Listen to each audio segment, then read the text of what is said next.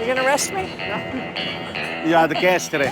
Knowing the importance of police-community cooperation in reducing crime, Louis has established and maintained a close relationship with the local precincts over the years, helping to build trust and enhance the communication between the local Chinese and the NYPD. Here we meet two of the young police patrol for the BACOP program, the Brooklyn Asian Civilian Observation Patrol. So how do you get to be a volunteer cop? We're going to be police force in probably a year or two.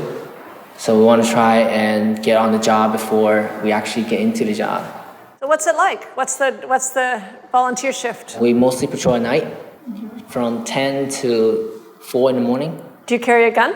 Well, no. We can't. We don't have a license and we're not the police. We have a 57 a 54 cardiac job, EMS only 450-40.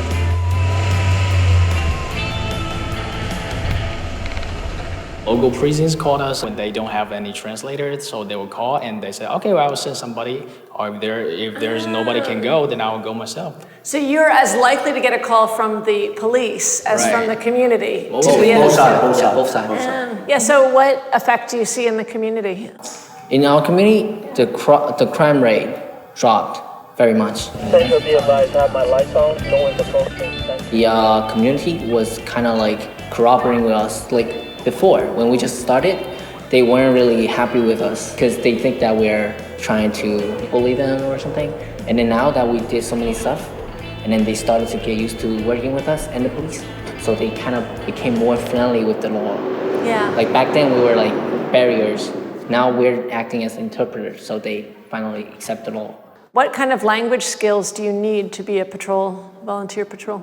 Mandarin, Cantonese, English. Okay, if you have those three, that's enough? That's enough for this area. How More often? the better, but at least. What about people who speak Fuganese? Do they? Sometimes when you speak Fujianese, you don't speak Canto.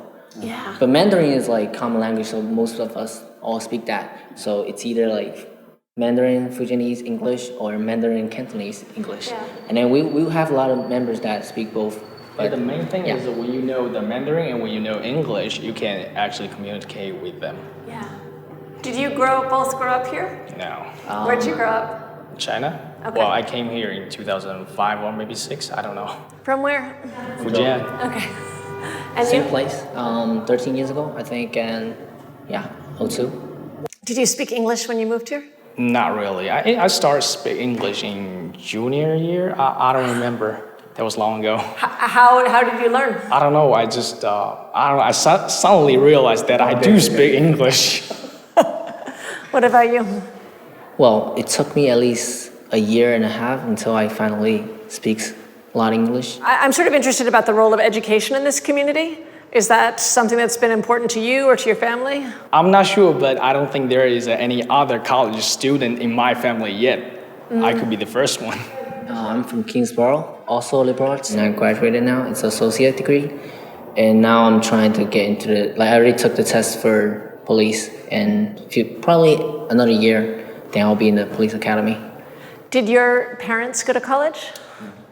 And how do they talk about education? Well, that means that's the #1 priority for anyone, that you have to study and you have to work. You have to work hard in college to get out so you can work less in the future and get a better life. So when you dream about your future, do you imagine living on 8th Avenue in this community? Well, we do, but I try to move out too because I want to get to know more other community as well. I do feel I can live in other community, but I'm feeling more comfortable in here after so many years.